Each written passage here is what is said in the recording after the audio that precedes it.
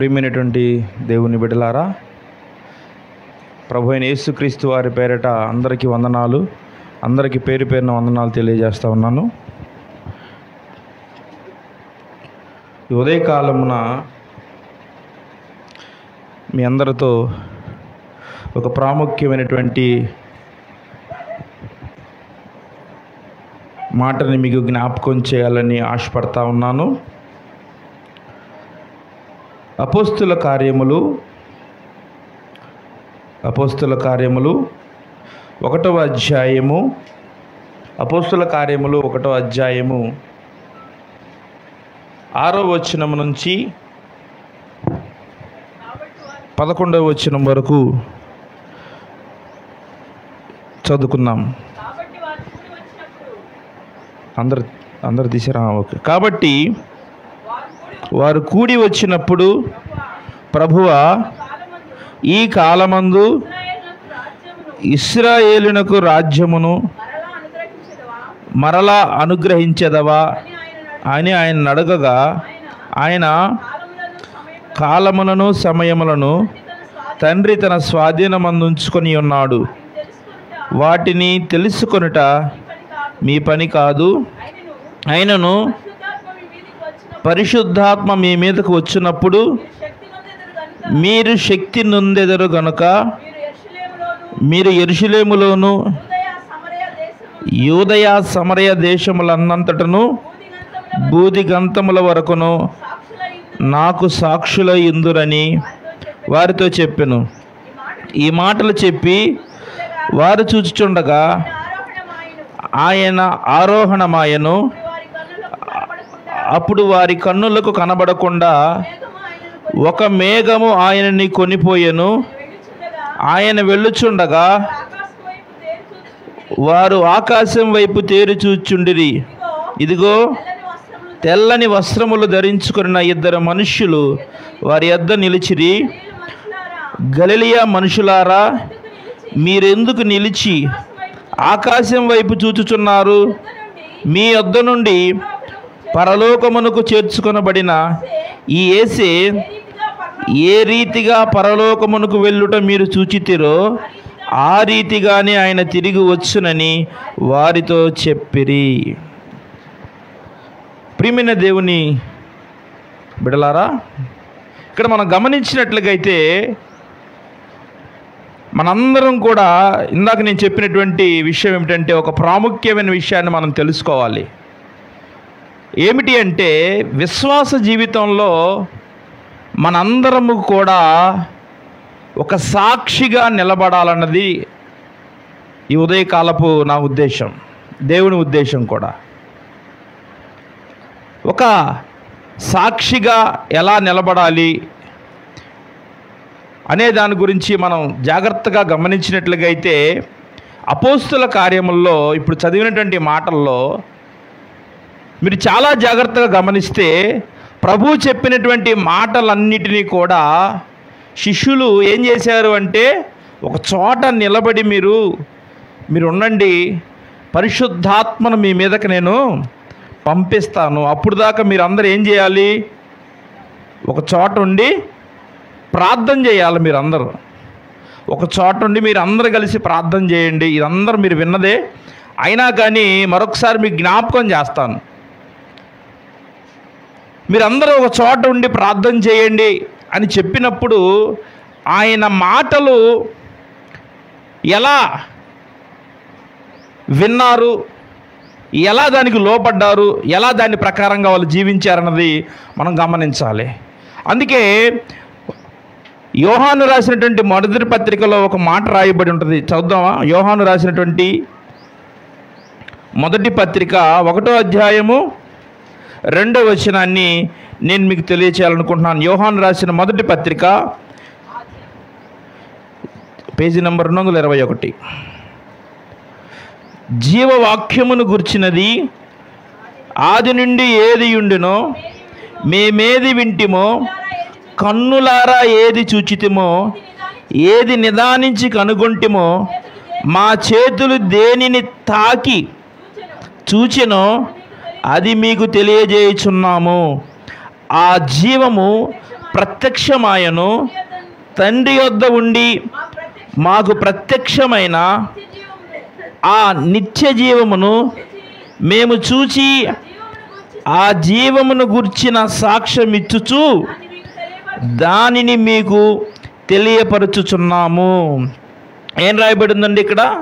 ఇక్కడ సాక్ష్యం ఇచ్చుచున్నారంట. ఏం సాక్ష్యం ఇస్తున్నారు అమ్మా? చూడండి, చాలా జాగ్రత్తగా గమనించినట్లుగైతే సాక్ష్యం ఎప్పుడు ఇస్తారు, ఎలా ఇస్తారు? సాక్ష్యం ఎలా ఇస్తారు, ఎప్పుడు ఇస్తారు? బాగా ఆలోచించండి. ఒక థియరీగా మీరు ప్రాక్టికల్గా చేసినప్పుడు, అలాగే అనుభవించినప్పుడు, మీరు అనుభవిస్తేనే చెప్పగలుగుతారా, లేకపోతే అనుభవించకుండానే చెప్తారా? యేసుక్రీస్తు నీతో మాట్లాడాడు అనుకో, ఆ అనుభవాలు నీలో ఉన్నాయనుకో, నువ్వు చెబితే బాగుంటుందా, లేకపోతే నీతో మాట్లాడకుండానే చెబితే బాగుంటుందా? అర్థం కాలేదా? నీతో మాట్లాడే అనుభవంలో నువ్వు ఉన్నప్పుడు, ఇక్కడ నిలబడి సాక్ష్యం ఇచ్చినప్పుడు అది అందరికీ ఆశీర్వాదకరంగా ఉంటుంది. అయితే ఇక్కడ గమనించినట్లుగా అయితే ఇక్కడ ఏం మాట్లాడుతున్నారు అంటే, చూడండి, ఇక్కడ ఏది ఆది యందు ఏది ఉండెనో మేమేది వింటిమో, కన్నులారా ఏది చూచితిమో, ఏది నిదానించి కనుగొంటిమో, మా చేతులు దేనిని తాకి చూచెనో అదే మీకు తెలియజేయుచున్నాను. ప్రియమైన దేవుని బిడ్డలారా, చూడండి, చాలా స్పష్టంగా మాట్లాడుతూ ఉన్నాడు. ఎలాంటి స్పష్టత? ఈ చేతులు తాకి, అర్థమైందా? ఈ చేతులు తాకి, కన్నులారా, కన్నులతో కూడా, చేతులతో, కన్నులతో, చెవులతో విని సాక్ష్యం ఇస్తూ ఉన్నారంట. మామూలుగా కాదు. ఏమండి, ఏదో మన నిలబడి కొంతమంది పిట్ట కథలు చెప్పమంటే చెబుతారు, ఏం తెలియకుండానే స్టోరీస్ చెప్పమంటే బాగా చెబుతారు, అనుభవం లేకుండానే భలే చెబుతారు, చాలా స్టోరీలు చెబుతూ ఉంటారు. కానీ ఇది అలాంటి స్టోరీ కాదు. ఇది వాళ్ళు చెబుతుందో మేము కన్నులారా చూసి, మా చేతులు తాకి, చెవులారా విన్నయే చెబుతున్నాం. మీకేం మేము అబద్ధాలు చెప్పట్లా, సత్యాన్ని చెబుతా ఉన్నాం. ఏంటి సత్యము? నా ప్రియమైన దేవుని బిడ్డలారా, గమనించినట్లుగైతే పేతురుని నేను మీకు జ్ఞాపకం చేయదలిచాను. పేతురు జీవితంలో మీరు చూసినట్లుగైతే, పేతురు దేవునితో ఉన్నంతసేపు, దేవుడితో శిష్యులు వీళ్ళందరూ ఉన్నంతసేపు అందరూ బాగానే ఉన్నారు. బాగా ఆలోచించండి.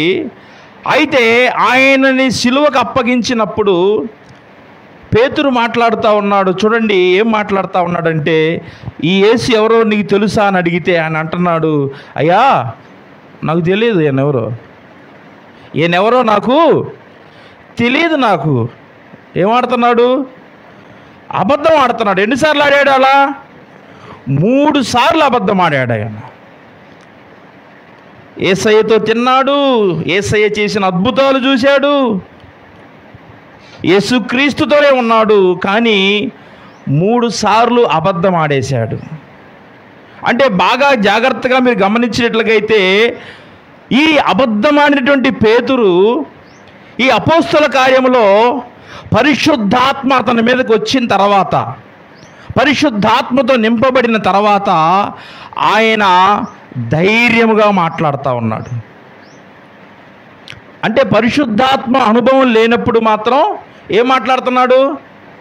యేసు ఎవరో నాకు తెలియదయ్యా, నాకు అరే నేను యేసుతో చూశానే, లేదయ్యా, నేను వాళ్ళ ప్రార్థనకే పోలేదు. నేను మీ అందరిలో ఎవరికైనా అలాంటి ఏదైనా కలిగింది అనుకోండి, ఉదాహరణకి, అరే ఈ చర్చిలోకి వెళ్ళే వాళ్ళందరినీ ఏరేసేయండి రా అన్నారనుకో, వాళ్ళందరికీ జైలు శిక్ష వేయాలి, లేకపోతే వీళ్ళందరికీ ఉన్న ఉద్యోగాలు తీసేయాలి, లేకపోతే వీళ్ళందరికీ ఉన్నటువంటి ఏ ఒకటి తీసేయాలన్నాం అనుకోండి, ఏమంటారు మీ దగ్గర అధికారులు వస్తే? మేమా ఆ చర్చికి మేము వెళ్ళలేదండి, ఏదో పొరపాటు పడి ఉంటారు, నాలాంటి వాళ్ళు ఇంకొకరు ఉన్నారులే అంటారా? ఏమంటారు? స్వభావం, మనిషి స్వభావం ఎలా ఉంటుంది? ఇలానే భయపడిపోతూ ఉంటాం. కానీ ఇలా భయపడి అబద్ధమాడినటువంటి పేతురు పరిశుద్ధాత్మతో నింపబడినప్పుడు ధైర్యముగా మాట్లాడుతూ ఉన్నాడు. ఎక్కడికి వచ్చింది ఈయనకి ధైర్యము? పరిశుద్ధాత్మ శక్తి వల్ల మాత్రమే వచ్చింది.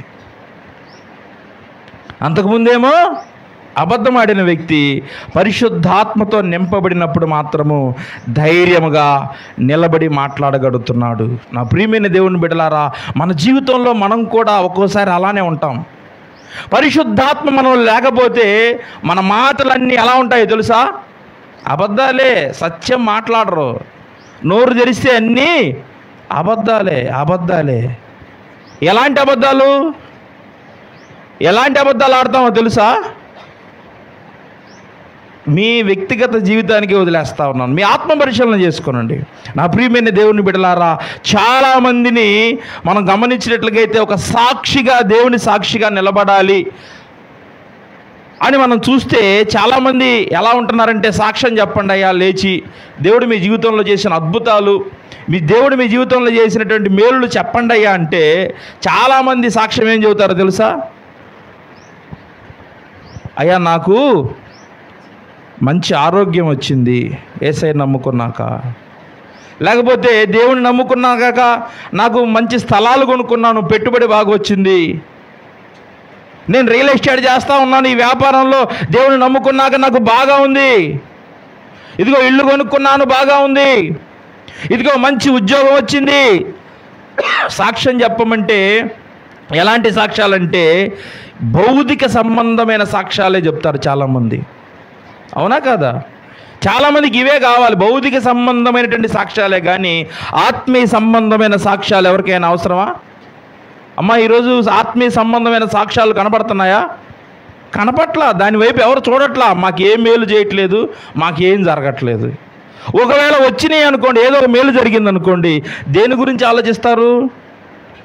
మా అమ్మాయి ఫారెన్ వెళ్ళాలి, లేకపోతే మా అబ్బాయి ఫారెన్ వెళ్ళాలి. తప్పులేదు, దేవుడు మన జీవితంలో మేలులు చేస్తానే ఉంటాడు. ఆయన ఇందాక మనం పాడుకున్నాం, మేలు చేయక నీవు ఉండలేవు. నేను 2 దినాల నుంచి ఆలోచిస్తున్నాను, నిజంగా దేవుడు మనకి మేలు ఎందుకు చేయాలి అని ప్రశ్న వేసుకున్నాను. నేనే వేసుకున్నాను, మేలు ఎందుకు చేయాలి అని ఒకసారి నేను క్వశ్చన్ వేసుకున్నాను. నేనేమన్నా దేవుని పని చేస్తున్నానా? దేవుడు నన్ను సజీవుడిగా ఉంచి నాకు కావలసినవన్నీ ఇచ్చి నేను ఇలా తిరుగుతూ ఉన్నాను, నా సొంత పనులు, నా నేను తిరుగుతున్నాను. కానీ ఈ లోకంలో ఆయన నన్ను ఇక్కడికి పంపించినప్పుడు నేను ఆయనకి ఏమైనా సాక్షిగా ఉండగలుగుతున్నానా, ఏమన్నా చేస్తున్నానా అని ఆలోచిస్తే నిజంగా మన జీవితాలను పరిశీలించుకోండి, ఒకసారి ఆత్మ పరిశీలన చేసుకోండి. నిజంగా నాకు 2 రోజుల నుంచి నేను అదే ఆలోచిస్తూ ఉన్నాను. దేవుడు మనకి మేలు చేయట్లేదు అని బాధపడతా ఉంటాం. మేలు ఎందుకు చేయాలని నేను క్వశ్చన్ వేసుకున్నా. ఎందుకు చేయాలి? నువ్వేమన్నా సువార్త ప్రకటిస్తున్నావా? నశించిపోతున్న ఆత్మలు రక్షిస్తున్నావా? లేకపోతే నా కోసం నువ్వు ప్రయాసపడతా ఉన్నావా? నా కోసము, నా సువార్త కొరకు, నా రాజ్యం కొరకు నువ్వేమైనా కష్టపడి అహర్నిశలు శ్రమిస్తున్నావా? ఏం చేయం మనం. ఆత్మీయ సంబంధమైనటువంటి ఏమి చేయం మనం. శారీరక సంబంధమైనవే మనకు కావాలి, ఇవే మనకు కావాలి, ఈ బ్లెస్సింగ్స్ మనకు కావాలి. కానీ ఆత్మీయటువంటి ఆశీర్వాదాలు మనకి అవసరం ఉండట్లా చాలామందికి. నా ప్రియమైన దేవుని బిడ్డలారా, చాలా జాగ్రత్తగా గమనించాలి. మన ఆత్మీయ స్థితి ఎలా ఉన్నదో ఒకసారి పరిశీలించుకోనండి. పేతురు పరిశుద్ధాత్మతో నింపబడి మాట్లాడుతూ ఉన్నాడు. ఒకప్పుడు అబద్ధం ఆడిన ఆయన పరిశుద్ధాత్మతో నింపబడి చాలా స్పష్టంగా చెప్తా ఉన్నాడు. ఎక్కడి నుంచి వచ్చింది వాళ్ళకి ధైర్యము? వారు కన్నులారా చూచారు, చెవులారా విన్నారు, వారు తాగి తెలుసుకున్నాయే చెప్తా ఉన్నారు. నా ప్రియమైన దేవుని బిడ్డలారా, కానీ మనం ఎలా ఉంటా ఉన్నాం? మనం అలా ఉండలేకపోతా ఉన్నాం. కారణం ఏమిటో తెలుసా? చాలామంది వ్యక్తిగత జీవితంలో సాక్ష్యాలు, ఇందాక నేను చెప్పానుగా, ఒక సాక్షిగా ఉండాలి అంటే, సాక్ష్యాలుగా మారాలి అంటే చాలామంది ఏం చెబుతారో తెలుసా? అయ్యా, నా జీవితంలో దేవుడు మేలు చేశాడని చెప్పారు కదా. కానీ చాలామంది ఏం చేస్తారో తెలుసా? అబద్ధమైన సాక్ష్యాలు చెప్పేవాళ్ళు చాలామంది ఉన్నారు. కాదంటారా? చాలామంది ఉన్నారు, అబద్ధమైన సాక్ష్యాలు చెప్పేవాళ్ళు ఉన్నారు. ఫలానా కార్యము ఫలానా వ్యక్తి వల్ల జరిగిందండి. ఏం సాక్ష్యం చెబుతున్నారు? ఒక రోగమే పోయింది, లేకపోతే ఒక లేనిపోయింది ఏదో నీకు వచ్చింది. ఏం చెబుతారు వాళ్ళు? అబద్ధమైన సాక్ష్యాలు ప్రకటించే వాళ్ళు ఎక్కువైపోయారు. జాగ్రత్త. నా ప్రియమైన దేవుని బిడ్డలారా, ఎందుకంటే నేను ఈ మాట మీకు చెప్తుంది ఎందుకంటే చాలా సందర్భాల్లో మనము అప్పుడప్పుడు బయటికి ప్రార్థనకు వెళ్తుంటాం. ఎక్కడైనా మన ప్రార్థన వేరే చోటుకి వెళ్ళమా? ఎక్కడైనా ప్రార్థనకు వెళ్ళాలనిపించినప్పుడు దేవుడు మనల్ని వాడుకోవాలనుకుంటాడు. అప్పుడప్పుడు సాక్ష్యం ద్వారానో లేకపోతే ఏదో ఒక విధంగా. అప్పుడు చాలామంది ఎలాంటి సాక్ష్యాలు చెబుతారో తెలుసా? చాలామంది, అయ్యా నువ్వు ప్రార్థన చేయటం వల్లే నాకు రోగము తగ్గిపోయింది, నువ్వు ప్రార్థన చేయటం వల్లే నాకు ఉద్యోగం వచ్చింది, నువ్వు ప్రార్థన చేయటం వల్లే నా ఇల్లు కట్టుకున్నాను, నీ ప్రార్థన వల్లే నాకు దీవెన కలిగింది. ఎవరి గురించి చెప్తున్నారు? మనుషుల గురించి చెప్తా ఉన్నారు. అంటే మహిమ ఎవరిది? మనుషులకే. దేవుడికి అవసరంలా, కార్యం చేసిన వాడు అవసరంలా. దేవునికి మహిమ రాకుండా చాలామంది అబద్ధ సాక్ష్యాలు మాట్లాడుతూ ఉన్నారు. జాగ్రత్త నా ప్రియమైనటువంటి దేవుని బిడ్డలారా, అలాంటి జీవితంలో మనం ఉండకూడదు. పరిశీలించుకోండి, మనం ఎలా ఉన్నామో. సాక్ష్యం చెబుతున్నాము కానీ సాక్షిగా ఉండగలుగుతున్నామా? సాక్ష్యం చెబుతున్నారు చాలామంది, దేవుడు నన్ను రక్షించాడండి, నన్ను కాపాడాడు, నా బ్రతుకునందరినీ మార్చాడు, ఒకప్పుడు నేను ఇట్లా. మరి ఇప్పుడు ఎట్లా? సాక్షిగా ఉంటున్నావా? ఆ సాక్ష్య జీవితాన్ని కాపాడుకుంటూ ఉంటున్నావా? లేదు. చాలామంది ఆశీర్వదించబడిన తర్వాత ఏం చేస్తున్నారు? దేవుణ్ణి మర్చిపోతున్నారు. తునప్రాయంలో మర్చిపోతున్నారు దేవుణ్ణి. మీకు నేను చాలా సందర్భాల్లో చెప్పాను, దావీదు మహారాజు తన స్థితి తనకి ఎప్పటికీ జ్ఞాపకమే. తన స్థితి తనకి ఎప్పటికీ జ్ఞాపకమే. అంటాడయ్యా, గొర్రెల దొడ్డిలో నుంచి నన్ను లేవనెత్తావయ్యా. గొర్రెలు కాసుకునేవాడిని తీసుకొచ్చి దేవుడు ఏం చేశాడంటే రాజుగా సింహాసనం ఎక్కించాడు. అయినా కానీ ఆయన మర్చిపోవాలా? అయ్యా, నేను నా స్థితి అంతా తెలుసు. చూడు, ఆయన దేవుని దృష్టిలో అందుకే ఒక ఎలాంటి వాడిగా పేరు పొందాడో తెలుసా? నా హృదయానుసారుడు అని సాక్ష్యాన్ని పొందాడు. ఉందా మనకు జీవితంలో అలాంటి సాక్ష్యాలు ఉన్నాయా?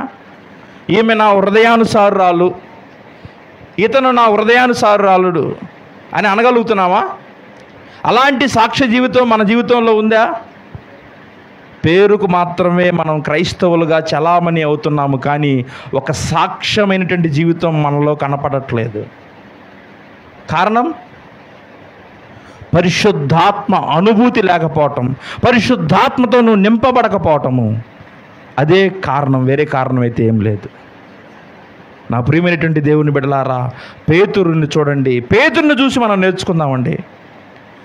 పేతురు ఎలా అయితే నిలబడి ధైర్యముగా మాట్లాడుతూ ఉన్నాడో, ధైర్యముగా అబద్ధములు అనేటువంటి పేతురు ఎంత స్పష్టంగా మాట్లాడుతూ ఉన్నాడో, మన జీవితంలో కూడా మనం అలానే మాట్లాడాలి. ప్రభువు కూడా అదే కోరుకుంటా ఉన్నాడు. ఎందుకు తెలుసా? మార్కు సువార్త 5వ అధ్యాయం 19వ వచనాన్ని ఒకసారి చదువుదామా? మార్కు సువార్త 19:20.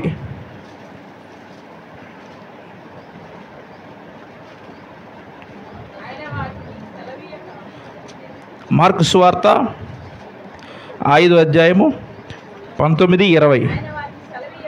ఆయన వారికి సెలవీయక నీవు నీ ఇంటి వారి వద్దకు వెళ్ళి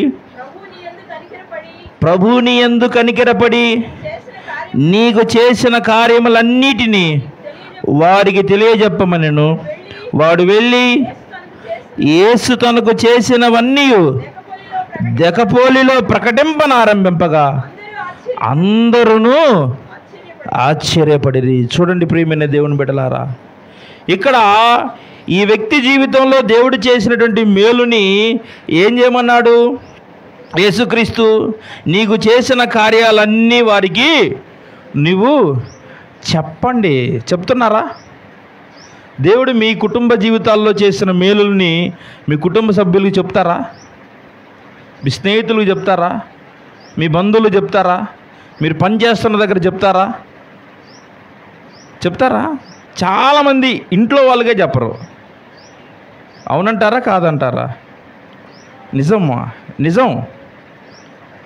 ఇంట్లో వాళ్ళకే దేవుడు మన పట్ల చేసినటువంటి ఉపకారాలని, మేలుని ఇంట్లోనే మనం పంచుకోం. మరి స్నేహితుల దగ్గర ఎలా పంచుకుంటారు? బంధువుల దగ్గర ఎలా పంచుకుంటారు? పనిచేస్తున్న దగ్గర ఎలా పంచుకుంటారు? ఎందుకు? ఏమంటే దేవుని మేలులు పంచుకునే ఒక సాక్షిగా నువ్వు లేవా? అవసరం లేదుగా, నీకు మేలు అవసరం లేదుగా. అంటే మేలైతే పొందుతావులే కానీ ఆ మేలు గురించి దేవుణ్ణి మహిమపరిచేటట్లుగా నీ కుటుంబంతో దాన్ని షేర్ చేసుకోలేవు. ఏంటి అక్కడ ఏమవుతుంది అంటే, ఇక్కడ దేవునికి మహిమ వస్తే ఎవరు ఒప్పుకోట్లా. ఏమండి, దేవునికి మహిమ ఒప్పుకోరు ఎవరు. ఎందుకంటే నేను బాగా చదువుకున్నాను, నాకు ఉద్యోగం వచ్చింది. అంతేనా? నేను బాగా చదువుకున్నాను, నాకు ఉద్యోగం వచ్చింది. నేను బాగా పనిచేశాను, నాకు జీతం ఎక్కువ పెంచారు.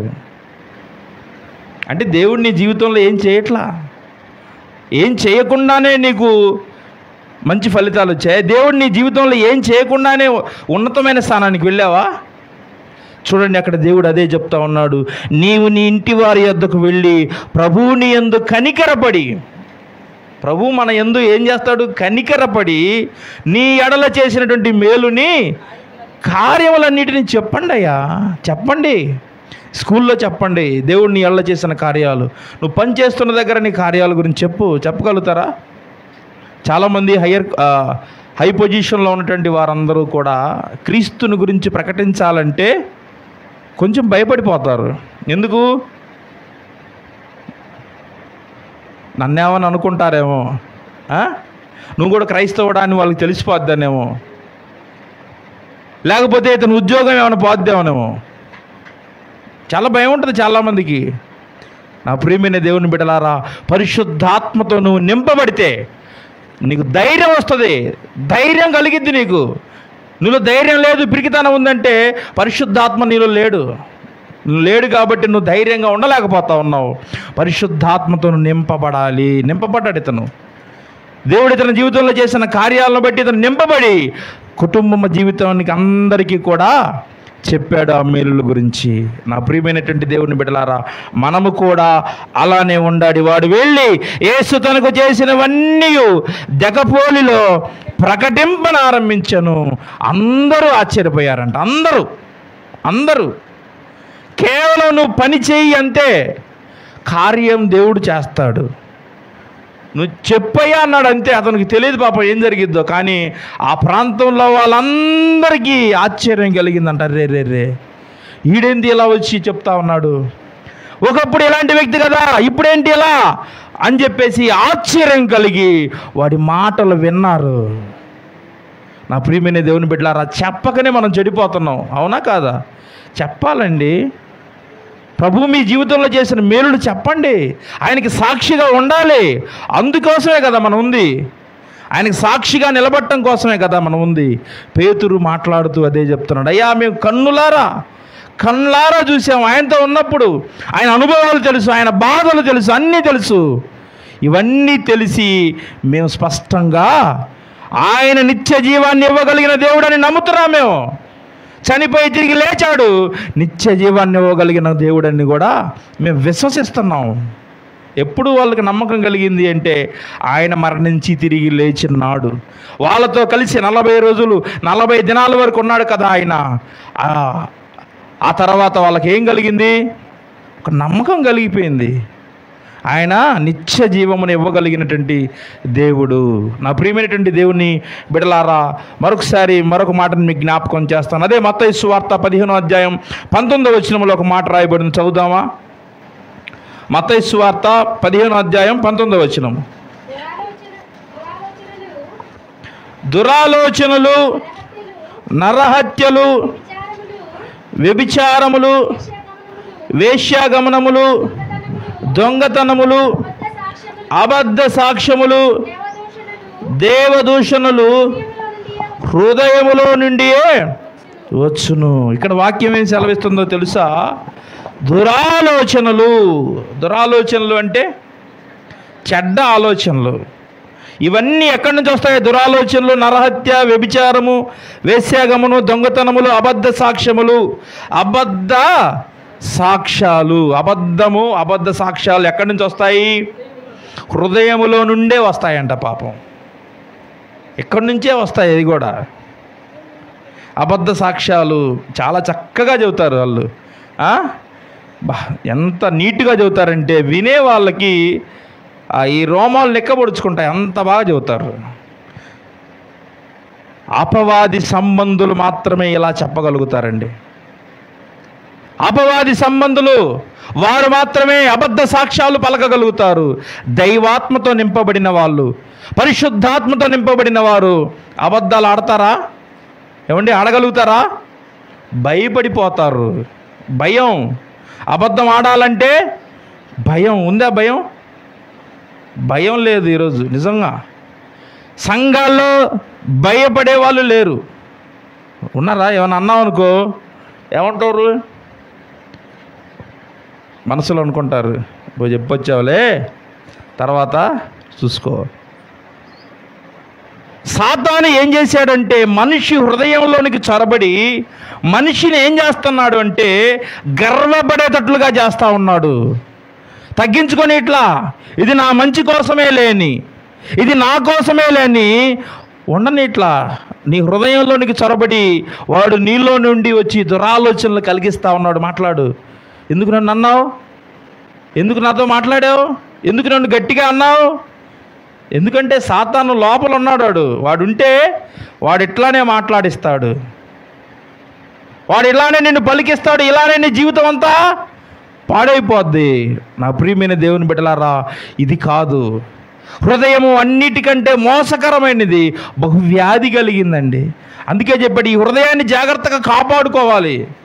ఈ హృదయం బాగుందనుకో అన్నీ మన బాడీలో అన్ని పార్ట్స్ బాగుంటాయి. హృదయం చెడిపోయిందనుకో ఏమండి అన్నీ పాడైపోతాయి.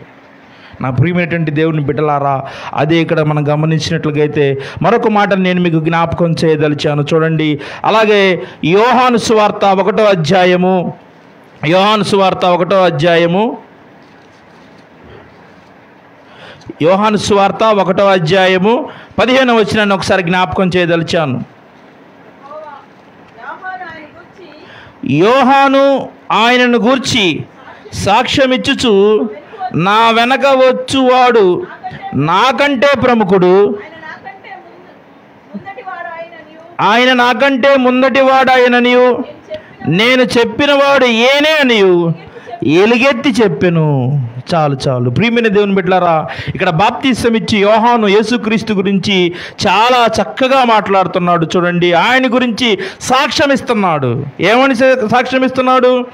నా వెనక వచ్చువాడు నాకంటే ప్రముఖుడు గనక ఆయన నాకంటే ముందటి వాడాయను అని చెప్పి ఈయనే అని ఎలుగెత్తి చెప్పాడు. అలాంటి సాక్ష్యం ఇవ్వాలి మన జీవితంలో. యోహాను చూడండి ఎలా తగ్గించుకొని, ఎలా అయితే తన జీవితంలో తగ్గించుకొని మాట్లాడుతూ ఉన్నాడో అలాంటి జీవితం మనకు కావాలనేది ఈ ఉదయకాలం మీతో మాట్లాడుతూ ఉన్నాను. నా ప్రియమైన దేవుని బిడ్డలారా, తగ్గించుకొని మాట్లాడతారు. అట్లా నీకు ఏదైనా మంచి పదవి, మంచి స్థాయి కలిగిందనుకోండి, అంత తగ్గించుకొని మాట్లాడగలుగుతారా? ఆహా. ఎందుకంటే మనల్ని అందరూ ఏం చేయాలి?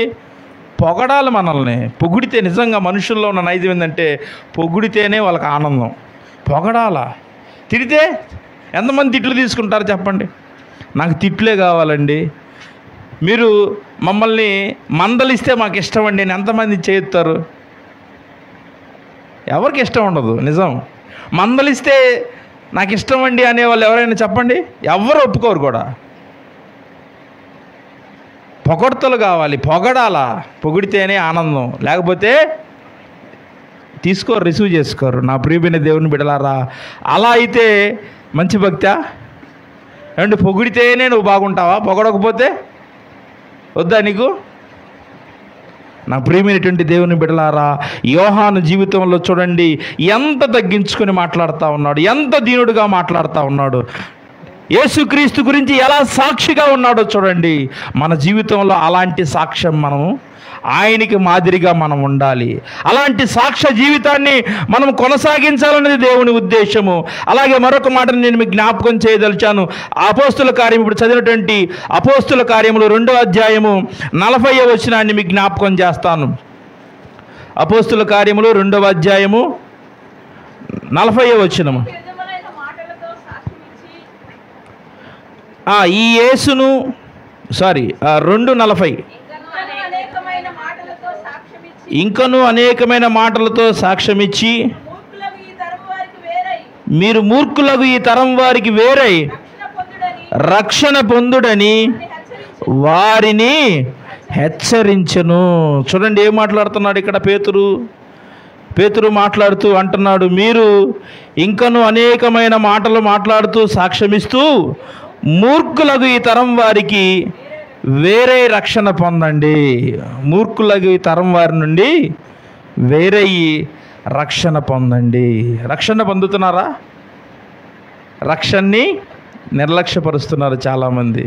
రక్షణ అంటే, రక్షణలోనికి రావాలి అంటే అయ్యో చాలా విడిచిపెట్టాలండి, ఇప్పుడు కొంచెం టైం తీసుకుంటాను, ఇంకా కొద్దిగా టైం ఉంది నేను రక్షణ పొందడానికి. ప్రియమైన దేవుని బిడ్డలారా, నేను యవ్వన కాలంలో ఉన్నప్పుడు లోకంలో బాగా సరదాగా తిరుగుతున్నాను అందరిలాగా, యవ్వనస్తులాగానే. కానీ ఐ థింక్ 16 సంవత్సరాల వయసులో రక్షణ పొందాలి అన్నప్పుడు కొంతకాలం నేను దేవుని మందిరంలోనికి అలా 1 సంవత్సరం నడిచిన తర్వాత అప్పుడు నేను రక్షణ పొందడానికి దేవుడు నాకు సహాయం చేశాడు. చాలా సంతోషంగా ఉంది. ఎందుకంటే నేను ఆ రోజు రక్షణ పొందాను కాబట్టి ఈరోజు మీ దగ్గరకు వచ్చి సాక్ష్యం పంచుకోగలుగుతున్నాను. ఆ రోజు యవ్వన కాలంలో నేను దేవుని దగ్గర పట్టబడ్డాను కాబట్టి ఈరోజు నేను మీతో మాట్లాడగలుగుతున్నాను. లేకపోతే ఎట్లుండేవాన్నో నాకు తెలుసు. నేను ఎలాంటి వాడినో నా అంతరంగాన్ని తెలుసు. నా మాటలు, నా తలంపులు, నా పనులన్నీ నాకు తెలుసు. కానీ ప్రభువు నన్ను దగ్గరికి తీసుకొని నా రోత జీవితాన్ని అంతటినీ కడిగేసి చక్కగా నిలబెట్టాడు. నన్ను రక్షణలోనికి నడిపించి ఇదిగో మీ మధ్యలోనికి ఇలా సాక్షిగా నడిపించుకున్నాడు. నా ప్రియమైనటువంటి దేవుని బిడ్డలారా, మనం అలాంటి జీవితంలోనికి రావాలన్నదే ప్రభు ఉద్దేశం. పేతురు అదే మాట్లాడుతున్నాడు, మూర్ఖులకి తరం వారి నుండి వేరేవండి, రక్షణలోనికి రండి రండి రండి రండి రండి అంటే చాలామంది ఏం చేస్తున్నారంటే ఈ రక్షణని నిర్లక్ష్యపరుస్తున్నారు. వింటమే కానీ రక్షణలోనికి రాట్లా. రండి ఎందుకు? ఏమండి, రక్షణలోనికి రామంటే ఎందుకు రాట్లా? కారణాలు ఏంటో తెలుసా? మరి పాప జీవితాలను విడిచిపెట్టడానికి వారికి ఇష్టము ఉండక ఎప్పుడు ఇష్టపడతారు తెలుసా? పళ్ళు ఊడిపోయి, జుట్టు ఊడిపోయి, నడువంగి అన్నీ అయిపోయిన తర్వాత అయ్యా రక్షణ పొందుతానయ్యా. ఏం చేసుకుంటాడు ఇప్పుడు దేవుడు నిన్ను? పరిగెడతావా?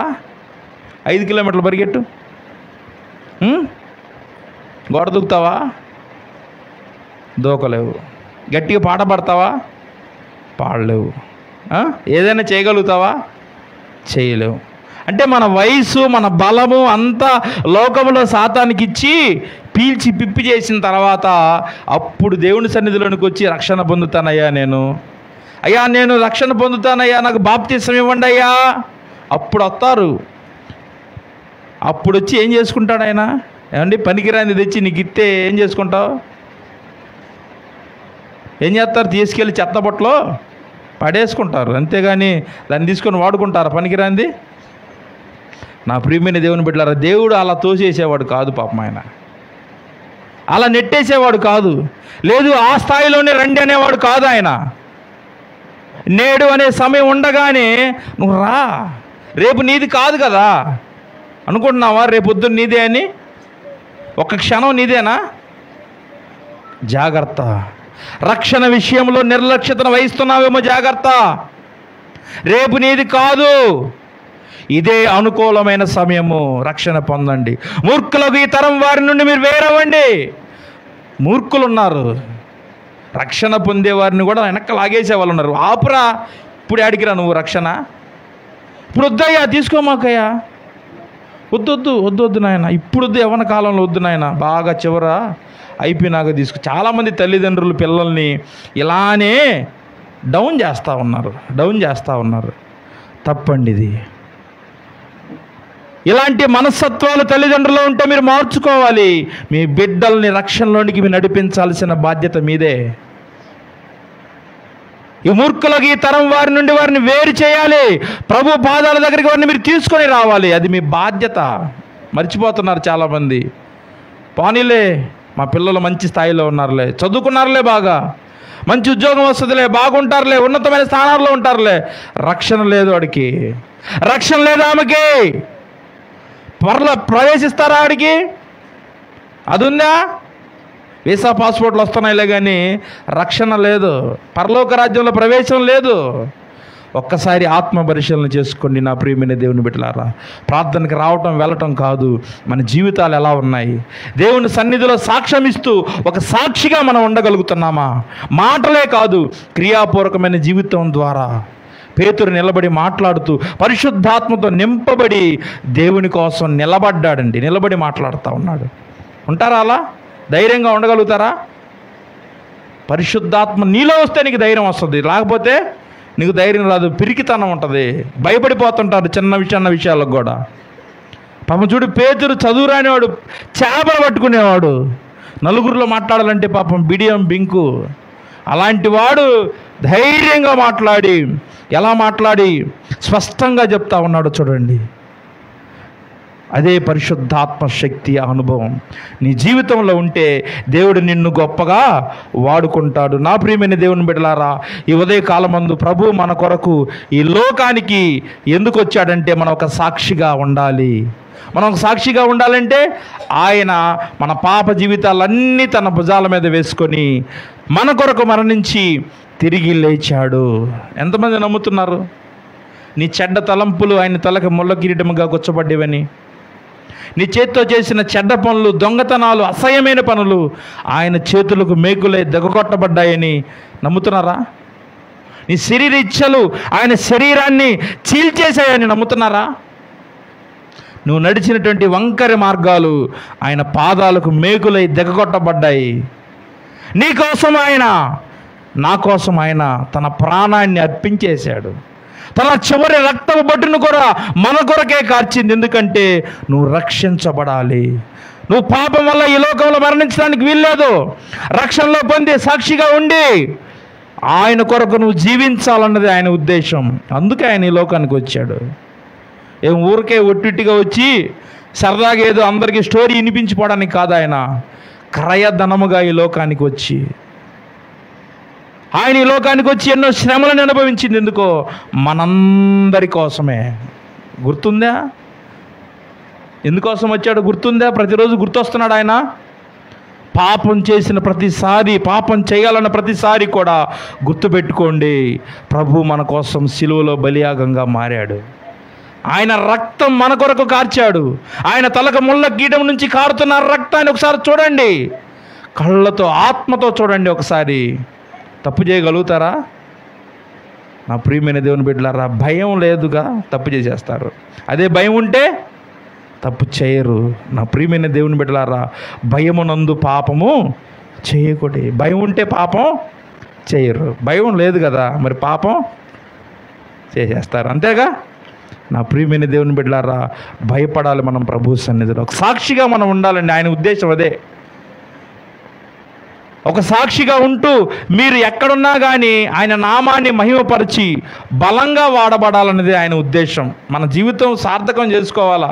ఏదో తింటున్నాం, తెల్లారిపోతుంది, వెళ్ళిపోతున్నాం, మన ఉద్యోగాలు, మన పనులు ఇవేనా?